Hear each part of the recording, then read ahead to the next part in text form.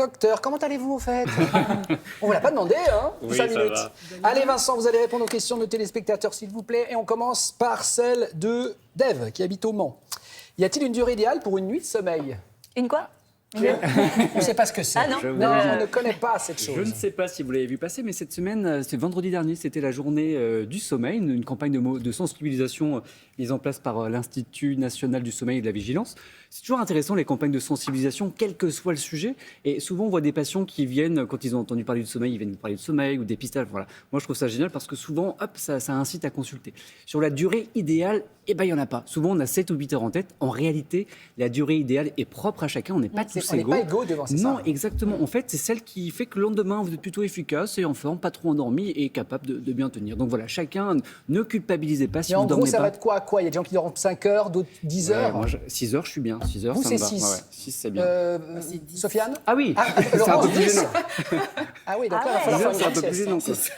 Sofiane? Une sieste de 40 minutes dans la journée et 4 heures maximum dans la nuit. C'est tout? Ouais. 4 heures. Et vous, Maya?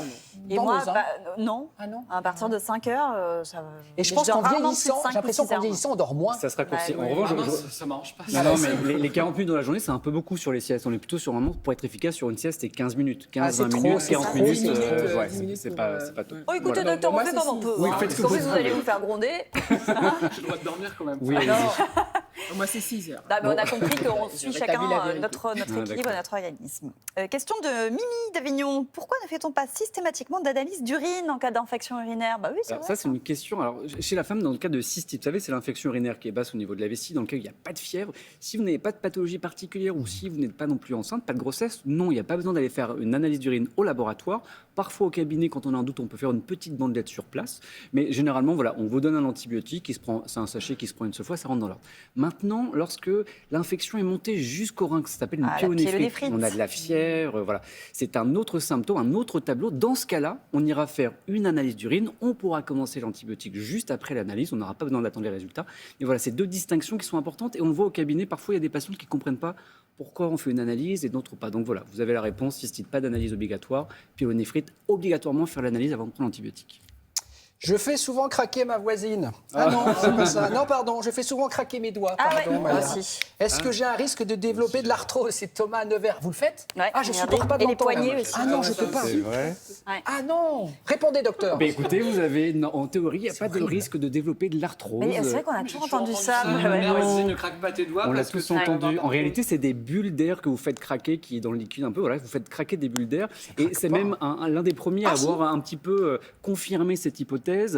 C'est qu'en fait, c'est même un médecin américain il a constaté qu'il avait deux mains. Donc jusque-là, tout était normal. Pas mal. C'est bien. Pendant une cinquantaine d'années, il a fait craquer sa main gauche et puis sans faire craquer la main droite. Et puis en fait, il a fait une radio. Il a voulu comparer la main gauche et la main droite. Il a vu qu'il n'avait pas développé d'arthrose sur la main gauche.